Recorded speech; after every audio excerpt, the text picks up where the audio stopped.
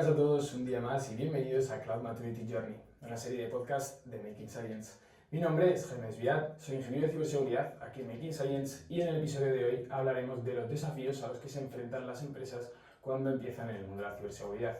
Para ello, no estoy solo, hoy me acompañan dos expertos maravillosos, el primero de ellos es Washington Gómez. ¿Cómo estás, Washington?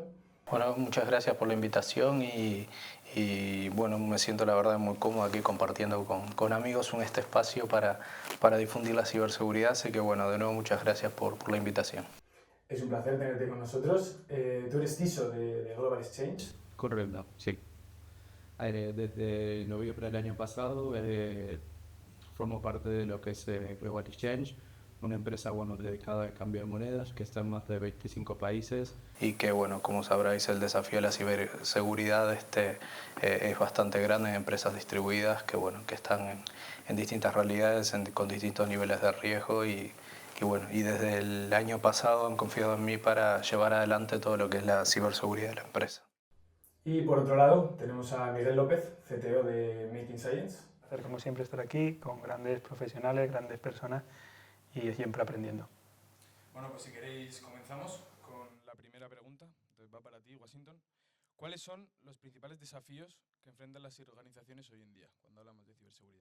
Bueno, hoy en día creo que la respuesta que más se puede ajustar a la pregunta o que la habéis escuchado y leído en muchos lados ya es el avance de la ciberdelincuencia, las nuevas tecnologías, ¿no? de la cual se nutren los ciberdelincuentes, como hoy podemos tener lo que es la IA para hacer ataques cada vez más sofisticados. Estamos viendo, por ejemplo, ataques en lo que refiere a deepfake.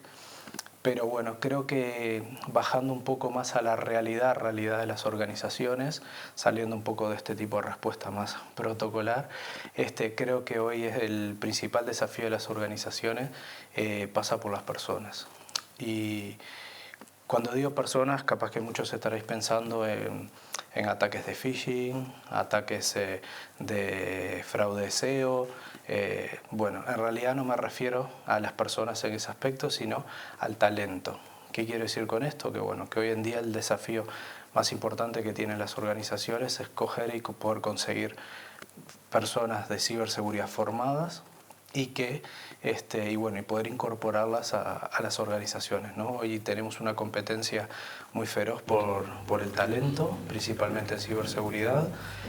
Basta ver, por ejemplo, LinkedIn, la cantidad de empresas extranjeras que ofrecen puestos en ciberseguridad.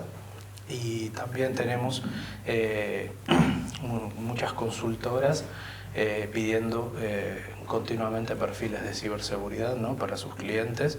Entonces hace que haya muchísima demanda de este tipo de perfiles y que la oferta sea muy poca, ¿no?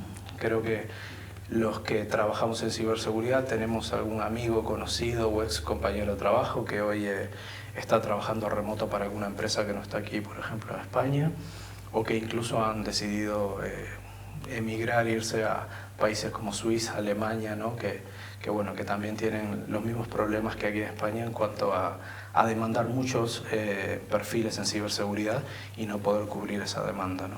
Creo que eso es uno de los principales desafíos que tenemos hoy en día y que vamos a tener en los siguientes años, que va a ser cubrir la cantidad de profesionales de ciberseguridad que precisamos en las organizaciones.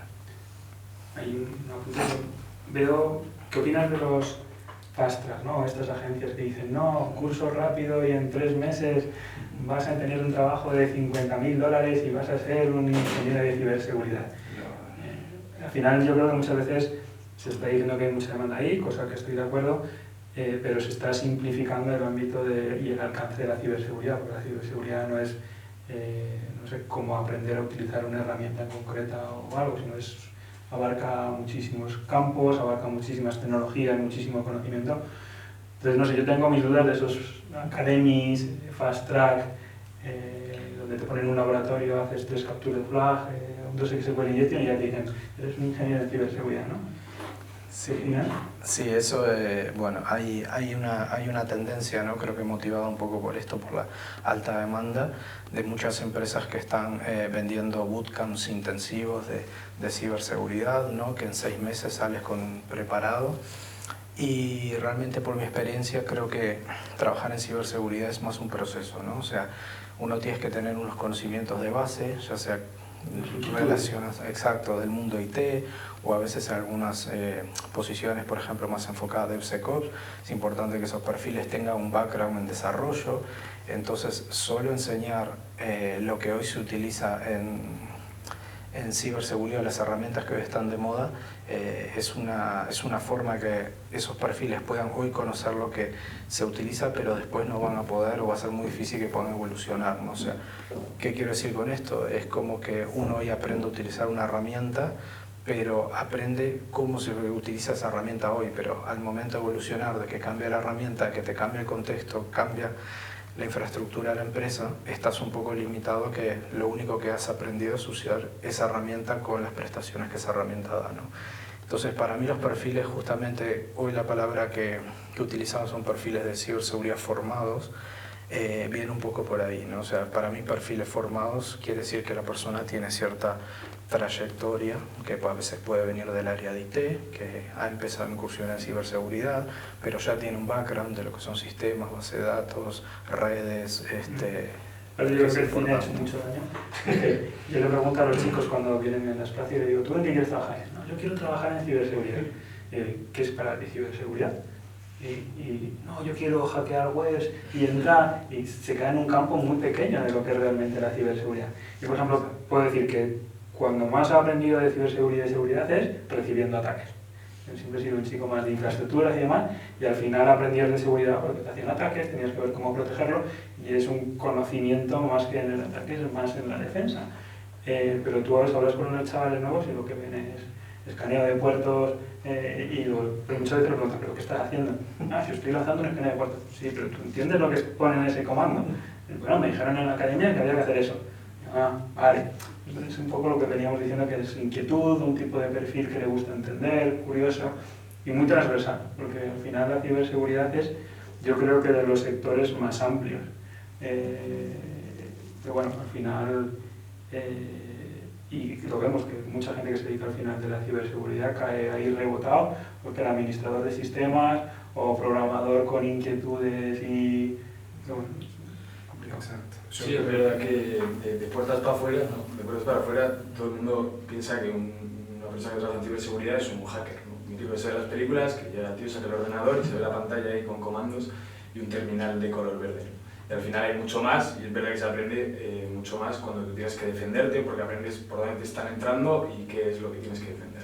Entonces, infinitas áreas, la ciberseguridad, sí, de perimetral, identidad, análisis de código estático, workflows, no es solo proteger los activos digitales, Buscación de código expuestos. Exacto. Yo creo que hoy en día, justamente como decías, ¿no? Lo que se ve o lo que se vende es el hacker, ¿no? El pentester. Pero en realidad la seguridad es mucho más amplia y hoy, por ejemplo, los perfiles dentro de la ciberseguridad, si bien son complejos, creo que el perfil que más oferta tiene justamente es del pentester, ¿no? Yo he estado... he hecho máster aquí y veía que el 80% de la gente que está haciendo el máster, a pesar del máster tener 12 asignaturas desde seguridad o análisis de malware, o sea, bueno, muchas asignaturas, ¿no? de ramas distintas de la ciberseguridad, el 80-90% hacía el máster para ser pentester. Entonces, bueno, eso es significativo. Y siguiendo un poco por aquí, que hemos hablado de talento, ¿no? Y que falta talento, ¿qué opináis de cómo influye el GNI en todo esto, ¿no? Que puede ayudar un poco a cubrir toda esa falta de talento. Bueno, ahí la promesa que nos están llegando desde la mayoría de los proveedores de soluciones tecnológicas de seguridad es que, igual que el GNI va a facilitar y disminuir el gasto operativo de gestión de esos incidentes, ya sea haciendo reportes, sumarios, análisis de datos masivos, eso a día de hoy está muy verde, igual que todo el GNI, hay mucho hype, pero queda demostrarlo. Y luego esto yo creo que va a pasar un poco como en IT, ¿no? Que al final la gestión de la nube ha facilitado que cualquier persona pueda desplegar un clúster de GKE o pueda desplegar una base de datos, pero luego a la hora de buscar errores y depurar y de configurar de manera óptima hace falta entender lo que estás haciendo. Entonces, todo este tipo de abstracciones tienes que saber interpretar luego en resumen. Está muy bien que te lo hagan, a lo mejor te va a quitar, en vez de tardar 1 hora, vas a tardar 15 minutos en hacer un resumen ejecutivo, pero tienes que entender lo que estás haciendo, el contexto y demás, y yo creo que aún así va a seguir haciendo falta más talento. O sea, creo que sí es cierto que en lo que es operación y gestión va a facilitar mucho, en detección de anomalías, etcétera, etcétera, pero va a seguir haciendo falta talento cualificado. Y creo que ahí el problema que puede ocurrir es que se cree un gap, que sea muy difícil llegar a estar lo suficientemente cualificado para poder gestionarlo, y que si entras desde abajo te va a quedar muy lejos. Y como ese hueco o ese espacio lo va a suplir la inteligencia artificial, no sé cómo vamos a transicionar para no ser meros operadores. Sí. Yo creo que bueno, lo que comenta Miguel es muy importante y que en los próximos años vamos a ver un poco, y hay, como decía, mucho boom, ¿no? de que todo tiene que tener IA. Lo vemos hasta en los televisores de nuestras casas. Nuevo televisor tiene IA, ¿no? Y uno se pregunta, ¿y para qué qué hace con la IA el televisor, ¿no? Exacto. Como ocurrió con las televisiones inteligentes. Exacto. Entonces, bueno, al final creo que es un poco la palabra de moda que si no tiene IA, el consumidor o quien compra una herramienta ya le parece que esa herramienta no es tan buena, ¿no? Pero sí es verdad que en el ámbito práctico, en algunas herramientas es muy útil la IA. Por ejemplo, yo lo veo mucho en lo que son los SOC. Hoy en día la mayoría de los productos, como pueden ser SIEM, integran la IA como una forma de facilitar lo que es la curva de aprendizaje de los lenguajes de consulta de los SIEM, que sabemos que cada proveedor tiene su lenguaje de consulta, ¿no?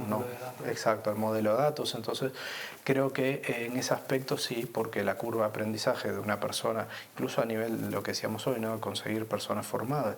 Capaz que puedo conseguir una persona para el equipo de SOC muy formada en una herramienta, en un SIEM, y si esa persona hoy en día lo saco esa herramienta, puede ser que no tenga los conocimientos para gestionar otro, ¿no? Entonces, poner una capa de abstracción sobre esos lenguajes complejos que son los que tienen los SIEM para hacer consulta, y que la persona pueda hacer las consultas en lenguaje natural, creo que eso va a facilitar mucho el tema de coger profesionales que no estén tan atados a las tecnologías, sino que puedan utilizar la IA para hacer lo mismo que hacían en distintos lenguajes de una sola vez, ¿no? O sea, solo utilizando lenguaje natural, y no tener que coger una persona especialista en este SIEM, pero si lo muevo a este otro producto ya no me sirve, entonces, y desperdiciar todo ese talento, ¿no? Entonces, la persona los conocimientos los tiene, no conoce ese lenguaje en particular, y creo que la IA sea una capa por encima, va a facilitar esa transición de principalmente lo que es la parte de SOC, ¿no? Sí, ayuda a la adaptabilidad. La comunicación. Desde tu experiencia de Washington, sabemos que llevas muchos años en esto, ¿qué recomendaciones darías a una empresa que se está planteando empezar en el mundo de la ciberseguridad, empezar a preocuparse, ¿no? Por las alertas que recibe y la información que puede perder? Bien, bueno, algo que me ha tocado en cada una de las empresas donde he estado, y cuando uno recién se incorpora, ¿no? Creo que es sano hacerlo, es realizar lo que se llama un gap análisis, ¿no? Voy a explicarlo un poco más qué sería esto. Lo que es un gap análisis es coger, por ejemplo, algún framework de ciberseguridad, puede ser NIST, bueno, SIS, hay varios frameworks que se pueden utilizar para esto, y medir el nivel de madurez actual en que está la empresa. Creo que es muy difícil trazar un roadmap si no se sabe de cómo se parte o cuál es la situación actual en la que nos encontramos, ¿no? Entonces, creo que la primera recomendación que haría una empresa es saber la situación en la cual se encuentra de madurez en lo que es ciberseguridad. Entonces, coger lo que es un framework de ciberseguridad, medir su nivel de madurez, que generalmente la mayoría de los frameworks ya tienen basado en lo que es un CMMI, los distintos niveles, ¿no? Y te da un nivel para cada uno de los puntos y los procesos, etcétera, de ciberseguridad, el nivel de madurez que tiene la empresa. Eso creo que es fundamental. ¿Por qué? Porque eso te va a permitir generar luego un roadmap que se va a terminar transformando en un plan estratégico de ciberseguridad 1, 2 o 3 años, dependerá un poco de la empresa, pero de pasos a seguir para empezar a trabajar en los temas de ciberseguridad, ¿no? Aquí hay algunas empresas que le llaman, utilizan lo que es Pareto para priorizar, ¿no? El 80-20. Hay algunas otras que le llaman ir por las joyas de la corona, ¿no? Lo más crítico, hay otras que le llaman los quick wins, aquellas acciones que me lleva poco y que son fáciles de alcanzar. O sea, hay distintas estrategias a seguir al momento de ejecutar ese roadmap, ¿no? Pero creo que lo fundamental para una empresa que recién está comenzando es entender el nivel actual de madurez en ciberseguridad, que no es solo la tecnología que tiene, sino son sus procesos, la formación, cómo es la cultura de ciberseguridad que tiene la propia empresa, y después que pueda tener una foto de su situación actual, trazar cómo llegar a ir incrementando año a año su nivel de madurez, ¿no? Creo que esa sería una principal recomendación, saber cómo está y trazar la línea hacia mejorar, ¿no? Creo que es importante una cosa que has remarcado, y es la concienciación de los trabajadores, ¿no? Que sean conocedores de la situación, de los peligros, por ejemplo, campañas de phishing que sepan identificarlas, ¿no? Y hay una cosa que has dicho tú, Miguel, que es relacionada con esto, y es el cómo podemos confiar, ¿no? en nuestros trabajadores, o que nuestros trabajadores están haciendo un buen trabajo en este sentido. Pero al final, muchas veces pensamos que el riesgo está afuera y muchas veces está dentro, ¿no? Entonces, al final, desde los equipos de ciberseguridad, yo creo que tienen que intentar ser agnósticos, tú antes comentabas, ¿no? Que incluso ser externos o no estar involucrados con las personas que están dentro, de no tener relaciones personales, porque al final puede llegar a conflictos personales, ¿no? Que a lo mejor tengas que hacer una auditoría a una persona por un comportamiento anómalo y que esa persona es con la que te tomas copas los fines de semana, ¿no? Eso genera a lo mejor un conflicto. Y muchas veces el mayor riesgo, como tú has dicho, hay que hacer formación a los empleados, y el mayor riesgo están los empleados. Y cuantos más permisos tengan esos empleados, como pueden ser los administradores de IT, puede ser el riesgo mayor. Creo que no se debe presuponer que por dedicarte a la ciberseguridad tienes que ser buena persona o bueno, ¿no? Y sobre todo las empresas en las cuales van creciendo de manera exponencial o crecen muy rápido, es muy complicado que aciertes al 100% con todas las personas que contratas. Entonces hay que establecer unas medidas de control y supervisión, ¿no? Hay gente que dice que están los que les han hackeado y los que les van a hackear, o los que no lo saben, ¿no? Y ya les han hackeado. Esto al final es de establecer medidas de control, establecer medidas de alerta e intentar protegerte en la mayor medida de lo posible, asumiendo qué riesgos y no, por lo menos conocerlos, y en caso de que ocurra algo, saber cómo actuar.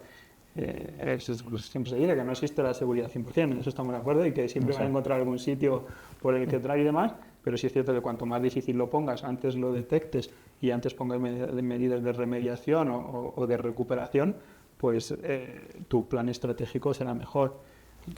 Otro punto que yo digo siempre es que esto es como un jardín. Al final lo tienes que seguir manteniendo, mejorando, iterando, para que esté cada vez lo más bonito y lo más florido posible, teniendo en cuenta que en este sector nosotros tenemos la parte, digamos, más empresarial, tenemos obligaciones legales, tenemos ética, y los que atacan no tienen ni ética ni tienen obligaciones responsables. Entonces es mucho más fácil la extorsión, cosas que pueden utilizar para conseguir sus objetivos. Con lo cual creo que es fundamental la formación para los empleados, lo que tú decías, que sepan que están siendo víctimas de un ataque, y que levanten la mano y pregunten, oye, esto me ha llegado, ¿qué hago? Y en base a eso poner reglas para que se evite. Y luego también, por otra parte, segregación de permisos. Cada equipo de seguridad, lo comentábamos, pues probablemente un equipo de seguridad no debe tener acceso a los datos, pero sí tiene que tener acceso a la actividad. Y luego un equipo de IT a lo mejor tiene acceso a la gestión y configuración de infraestructuras, pero no tiene que tener tampoco acceso a los datos. Puede restaurar un backup, pero no saber lo que hay dentro. Y luego lo que está claro es tener visibilidad. Yo creo que muchas veces las empresas, la seguridad empieza por la visibilidad más que por la medida de seguridad. Porque tú puedes poner muchos firewalls, pero si ya los tienes dentro de casa y no estás filtrando el tráfico saliente, tienes unos firewalls buenísimos, estás un perimetral buenísimo, pero ya estás sentado en tu salón tranquilamente y no lo estés viendo. Tal cual. Sí, ahí por ejemplo, dos cosas que dijiste me parecen súper interesantes. La primera, el tema de formación. Muchas veces las empresas empiezan sin darle formación a la gente y lo primero que hacen es una campaña de phishing, ¿no? Y a veces hasta un poco inquisidora, ¿no? O sea, como digo yo, a ver quién cae y quién pica, ¿no? O sea, y no como forma de validar si las formaciones o el plan de formación que le estás ofreciendo y le estás haciendo llegar a las personas que trabajan en la empresa está siendo eficiente, ¿no? Yo siempre vi las campañas de phishing como una forma de medir si estoy logrando que la gente entienda y si le estoy dando la información necesaria para que puedan detectar un phishing, si los estoy formando en qué tienen que tener en cuenta, ¿no? Pero no para intentar que piquen, ¿no? O sea, porque en realidad... No te da vergüenza ni empresa. Bueno, exacto, sí, sí. En vez de una gamificación o... Exacto, yo he visto en algunas empresas que en las reuniones cada 15 días de toda la empresa llaman adelante a las personas que han hecho clic, ¿no? O sea, es como muy violento, exacto. En realidad, justamente creo que llevarlo a ese extremo termina siendo un error y termina siendo que se vea al Departamento de Seguridad no como un aliado para que me ayude con su óptica y su forma de ver los temas relacionados a la ciberseguridad, sino que al final termina siendo como una policía, ¿no? Que va a ser el que me va a castigar, el que me va... Y creo un stopper en algunos casos. Entonces, bueno, eso es lo que también de los que trabajamos en seguridad y me incluyo tratamos de romper día a día, ¿no? O sea, que no involucro a seguridad porque me voy a demorar más en mi proyecto, no involucro a seguridad porque me va a decir que esto que quiero hacer no lo puedo hacer así. Entonces, al final no podemos ser stopper, tenemos que ser facilitadores, pero velando que las cosas se hagan de forma segura, ¿no? Hombre, yo creo que ahí con el SecDevOps es un poco lo que se está intentando, ¿no? Que al final dijeron, oye, no pueden estar peleándose los de IT y desarrollo, hacemos el DevOps. Ahora, no pueden estar peleándose los de seguridad con el otro grupo que es DevOps, hacemos SecDevOps, ¿no? Y ya los de seguridad están implicados desde el comienzo en los proyectos. Yo creo que tiene todo el sentido del mundo. Y yo creo que en algún momento meterán también a los de legal, porque, que son los que ya están como, bueno, es que cuando entran eso ya hay... Bueno, ahora que nombras el tema de SecDevOps, por ejemplo, una de las partes importantes de SecDevOps, más allá de controlar todo el ciclo de vida de desarrollo de software que sea seguro, es también, que para mí es una actividad muy importante y que no todas las empresas se hace, es definir lo que llamamos los programas de Security Champion, ¿no? Es así como hay gente dentro de los equipos de desarrollo que son referentes por sus conocimientos, su experiencia en temas de desarrollo, lograr que esas personas también sean referentes para el equipo en seguridad. ¿Esas o otras? Y ayudarlo. Sí. De campos diferentes, que no hace falta que haya un Superman. No, tal cual. No es que muchas veces digo, no, sí, pero al final nosotros lo estamos viendo también ya, por ejemplo, ahora cuando nosotros desde MXI decimos que una persona está quieto en un determinado cloud, conlleva certificación de arquitectura, certificación de seguridad y certificación de networking, porque me parece que es realmente un arquitecto de verdad. No solo que ponen los cimientos, ¿no? Porque al final tienen que ser cimientos que aguanten, ¿no? Que sean seguros y cimientos que tengan bien puestas las cañerías. Con lo cual necesitas esos 3 puntos para que hacer un enfoque global de seguridad que sea la base donde luego trabaje el equipo de negocio en desarrollar. Tal cual. Y perdón que me extiendo un poquito, pero quiero comentar otro tema que dijiste, me parece también muy, muy interesante. Es que, y esto es una anécdota, ¿no? En una empresa donde trabajé hace ya algunos años, una persona me acuerdo del área de desarrollo con un perfil muy bueno, recuerdo que una de las quejas en una reunión de equipo era que justo le había llegado un correo de phishing en un momento que él tenía mucho fail, que tenía muchas cosas para hacer, ¿no? Y ahí un poco lo que decías hoy, los que están afuera no tienen la misma percepción que nosotros de respeto, o sea, les va a importar muy poco si a la persona que termina haciendo clic a un phishing la terminan despidiendo, o sea, no tiene ningún tipo de valores. Entonces, llevar esa idea también a todas las personas. Esa debilidad. Exactamente, entonces, llevar esa idea también a los equipos y a las personas de que el que está afuera, el que nos está atacando, no piensa igual que nosotros, ¿no? O sea, viene un poco a esta anécdota, ¿no? Justo en el momento que tengo más faena, me hace llegar la campaña de phishing, ¿no? Entonces, eso mismo, ¿no? Como concienciar de que los que están afuera no van a estar viendo si tú estás con mucha faena, no estás con... O sea, van a ir por todo y tenemos que estar preparados y estar continuamente alertas y bueno, eso es parte también de la formación concienciación que tiene que tener todo el personal en esa organización. Muriendo a esto, el otro día surgía hablando con otro equipo, que estaban haciendo un tipo de ataque que supongo que conocerás, pero que expresa muy bien qué tipo de principios tienen o cómo se extorsionaba un directivo, ¿no? Al final lo que hacían es, en base a la información que había en las redes sociales, había una votación importante de lo que fuera en un comité de dirección y 10 minutos antes de que fuera eso, le llamaban y le decían, oye, estoy en tu salón con tu hija, al lado del cuadro no sé qué, y le daban toda la información que él había puesto en sus redes sociales del entorno y contexto que se supone que no debería ser él, le decían, y ahora tienes que votar esto. Y si no, pues tendrá unas consecuencias. Esa era una, y luego la otra es que estaban utilizando las grabaciones de voz de los vídeos, de como estamos grabando aquí ahora, para generar voz sintética. Luego veían pues, situaciones en las cuales sabían que no iba a estar disponible por teléfono, clase de natación, y entonces llamaban a la madre y le decían, oye, estoy con tu hija, voz de la hija diciendo, mamá, por favor, me tienes que votar, no sé qué, no sé cuánto, porque lo habían generado con inteligencia artificial, y le decían, pues, $3.000 en 10 minutos y no lo mato. Llamaba al teléfono, hija nadando en la piscina tranquilamente, sin ningún tipo de preocupación, y claro, son situaciones que la tecnología va tan rápido que la sociedad no ha llegado a interiorizar ese cambio de no escrúpulos, de... Exacto. Que es informar, y estaban hablando de decir, no, oye, clave secreta con tu familia, decirle a tu mujer, oye, si yo te llamo un día y me pasa algo, voy a decir esta palabra. Si viene esta palabra, soy yo. Solo la conocemos tú y yo.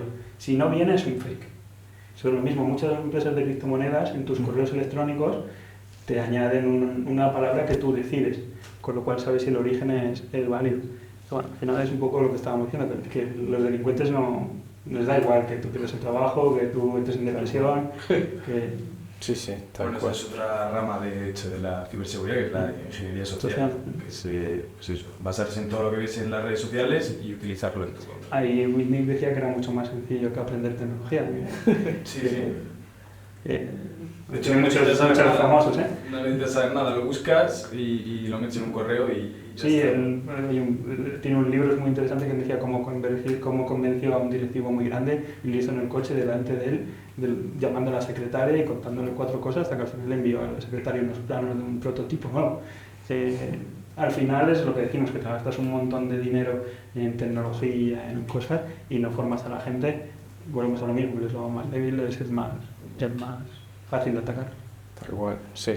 Aparte que tiene sentimientos, entonces es más influenciable, una máquina es más... Eso creo que no me acuerdo en qué evento estuve, una persona que disertaba en ese evento decía, ¿no?, que uno configura una regla en firewall y viene al otro día y la regla del firewall sigue allí, sigue teniendo el mismo nivel de efectividad y pasa un mes y sigue teniendo el mismo nivel de efectividad, y que con las personas eso no pasa, ¿no? Que la persona puede estar pasando por una situación que le haga estar un poco más no tan atenta, o que está con una carga alta de trabajo y no puede... Con una carga alta de trabajo, entonces va más automático a leer los correos o a hacer clic en los temas. Exacto, entonces que era muy importante eso, ¿no? O sea, que uno cuando trabaja en tecnología es muy factible que lo que configura en seguridad se mantenga, pero que con las personas es un trabajo continuo, ¿no?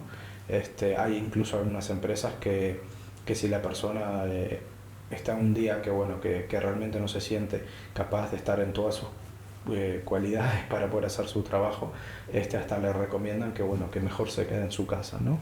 Porque puede ser hasta un riesgo desde el punto de vista de seguridad tener una persona, claro, un área que gestione dinero, etcétera, que esté pasando por una situación familiar que pueda hacer que justamente... Pero, por ejemplo, la sociedad ahora mismo no me imagino a alguien de finanzas decir, oye, que hoy no voy a trabajar, que a lo mejor es lo correcto, pero que deberíamos plantearnos, no voy a trabajar hoy porque estoy deprimido.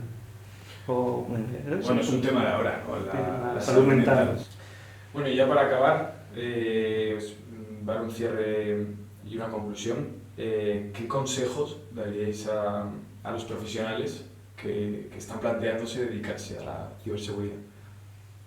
Bueno, creo que ahí uno de los principales consejos es que se formen, ¿no? O sea, creo que hoy hay muchas plataformas, por ejemplo, si quieres ir para lo que es la parte de Red Team o Pentesting, hay muchas plataformas que hoy te permiten entrenar, que te permitan hacer pruebas sobre equipos, ¿no? Creo que esto hace 5 o 6 años atrás no existía, la cantidad de plataformas que hoy nos permiten formarnos en ciberseguridad. También personas que quieran ir para la parte de seguridad de código, hay plataformas que te permiten, te van poniendo desafíos si tienes que reescribir el código de forma segura. También cada vez se ve más enfocado a pentesting o seguridad respecto a la nube. Hoy creo que cada uno de los proveedores, de los distintos proveedores de nube, tiene sus propias certificaciones en ciberseguridad. Por ejemplo, si vienes del mundo cloud y quieres pasar a la parte de cloud security, todos los proveedores de nube hoy están ofreciendo certificaciones en ciberseguridad de sus plataformas. Y si eres una persona que todavía no tienes muy decidido qué rama de la seguridad os gusta, mi recomendación es que hagáis, por ejemplo, un máster, que vais a ver muchas asignaturas distintas, análisis malware, reversing, seguridad a nivel de OT, desarrollo seguro, pentesting, la parte también de cibercumplimiento, que es parte de la ciberseguridad, a veces nos olvidamos, pero sí, siempre ha surgido así, ¿no? Primero seguridad de la información y después la ciberseguridad, ¿no? Siempre lo primero que conocimos fue la parte de seguridad de la información y después se fue haciendo más... Yo creo que hay un nicho en lo legal totalmente brutal. Abogados que sepan de tecnología y de ciberseguridad con conocimiento hay muy pocos. Tal cual. Y aparte hoy en día cada vez las exigencias son mayores. Por ejemplo, cada vez las exigencias a las organizaciones en temas de cumplimiento de ciberseguridad, como si en los temas legales, son enormes. Hoy, por ejemplo, tenemos, si eres una empresa, por ejemplo, una entidad de pago, a partir de 17 de enero del año que viene tienes que empezar a cumplir con DORA, la regulación en ciberseguridad. Después, por ejemplo, si nos vamos al mundo de los criptoactivos, podemos encontrar que tienes que cumplir con MiCA. Hoy en día NIS2 ha ampliado el alcance y ha cogido nuevas empresas que antes no tenían que cumplir con esta normativa. Si eres una empresa que trabajas en distintos países, posiblemente para operar en el mundo financiero de esos países tengas que sacar una licencia de dinero electrónico, una licencia de entidad de pago, y posiblemente tengas que cumplir con la ley de ciberseguridad que haya creado ese país. O sea, creo que hace unas semanas Chile sacó su ley de ciberseguridad, hay muchos países que ya la tienen. Entonces, incluso a nivel de protección de datos personales, ¿no? Y hay países que tienen su propia, lo que sería la LOPD, ¿no? Que tenemos aquí en España, hay muchos países que ya tienen su propia ley de protección de datos personales. Entonces, creo que hoy en día es también un mundo muy importante y es un nicho muy importante todo lo que es el cibercumplimiento, la gestión de riesgos, implantar sistemas de gestión de seguridad de la información. Hoy creo que lo llegué a comentar, pero siempre digo que la ciberseguridad hay que trabajarla en 3 pilares importantes, ¿no? Es muy importante la parte tecnológica porque nos ayuda a tener herramientas para ser más seguros. Es importante también la parte de trabajar en la formación de las personas, pero es también importante trabajar en procesos, ¿no? Puedo tener el mejor firewall, que si no tengo un proceso de alta y baja de acceso en ese equipo, posiblemente pueda tener un incidente de seguridad. Puedo tener las herramientas más modernas, que si no tengo una correcta gestión de esa seguridad, poco me va a solo servir una de esas 3 pilares de la seguridad, ¿no? Yo creo que hay que trabajar en los 3 y es importante. Hoy en día, como decía Miguel, es un nicho de mercado que está poco explotado, todo lo que es el cibercumplimiento. Hay pocas empresas que se dedican a formar en lo que es cibercumplimiento. ¿Algo que quieras añadir? Yo, por mi parte, curiosidad. Y que creo que es probablemente de los sectores de trabajo más demandantes en conocimiento. Entonces te tiene que gustar mucho y tener mucha curiosidad, en mi opinión. Creo que es lo que decía, porque tocas desde programación, hasta infraestructuras, hasta ingeniería social, es muy amplio y encima tienes que tener un conocimiento muy profundo. Entonces, Creo que solo con los bootcamp y los laboratorios está muy bien, te van a dar clases de ejemplo, pero luego realmente para saber... Esto es como cuando vas a la universidad y te ponen los exámenes tipo, ¿no? Está muy bien que te sepas las preguntas que has visto antes, pero en la vida real no van a hacerte la misma pregunta que viste cuando estabas estudiando el examen. Tienes que tener la capacidad de complementar con conocimiento para poder solventar ese problema o ver cómo te anticipas o ver cómo lo analizas. Pero yo creo que sobre todo curiosidad y ganas y actitud y tener claras las cosas. Está claro que cuanto más sabes, ¿no? Más fácil es adaptarse a una situación que nunca te ha ocurrido. Pero saber también es cansado. Que me parece bien, ¿no? Hay mucha gente que su aspiración es venir, trabajar, y hay trabajos que te permiten eso. Yo creo que la ciberseguridad no te permite no estar en un continuo aprendizaje. Porque mañana te vas a quedar obsoleto y ya no vas a aportar valor. Entonces creo que te tiene que, como decimos nosotros, te tiene que gustar la marcha. Que cada día tengas que aprender cosas nuevas, que cada día pruebes eso. Es un trabajo muy bonito, yo creo, que es muy divertido, pero también es muy demandante. Entonces, cuando poder decir, qué bien, esto ya me lo sé, ¿no? Porque luego, si nos vamos a la parte de seguridad que es repetitiva y aburrida, que se están automatizando con los SOAR, eso es muy aburrido, es muy burocrático, muy de gestión, entonces es complicado, pero bueno. Sí, creo que ese es un mensaje bastante importante y fuerte también para aquellos que quieran empezar en el mundo de la ciberseguridad, ¿no? O sea, vais a tener que ser un estudiante perpetuo, ¿no? O sea, si pensáis que en algún momento tenéis las cosas claras, os puedo asegurar que a los 6 meses ya no. Esto a mí me pasa y valoro muchísimo, por ejemplo, cuando tengo que incorporar gente al equipo o hacer una entrevista. Valoro mucho que la persona tenga esa capacidad de aprender, ¿no? Porque todos sabemos que lo que hoy sabemos dentro de 6 meses ya no nos sirve. Hoy sabemos un lenguaje, por ejemplo, de programación, y puede ser que dentro de 6 meses ya haya evolucionado y precises otro. Entonces, creo que más allá de los conocimientos que se tienen en el día de hoy, que es una foto importante porque te garantiza a la persona hoy sabe esto, hay que también indagar un poquito más y ir a que la persona tenga la capacidad de aprender, ¿no? Y que entienda que la profesión que ha elegido es un camino de ida en lo que respecta a seguir formándose.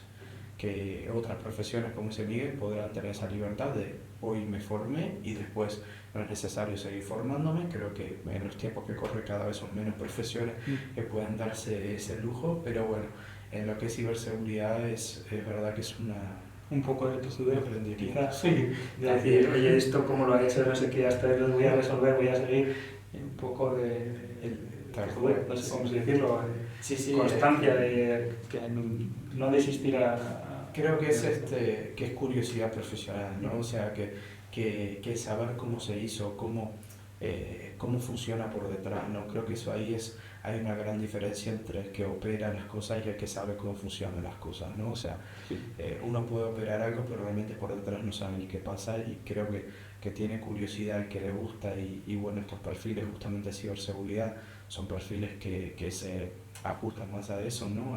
A entender por qué, a buscar la forma, que si no puedo de una forma voy a hacerlo de otra.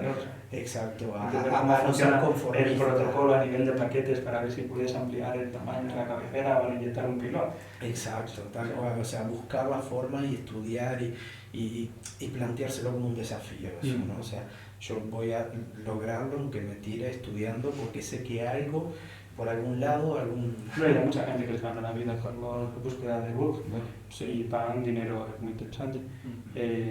Está claro que no va a estar al alcance de cualquiera, pero es una buena manera de hackatones, capturas de flag, para que sean divertidos, de ir aprendiendo y compartiendo conocimiento y conociendo gente que te explica otras cosas.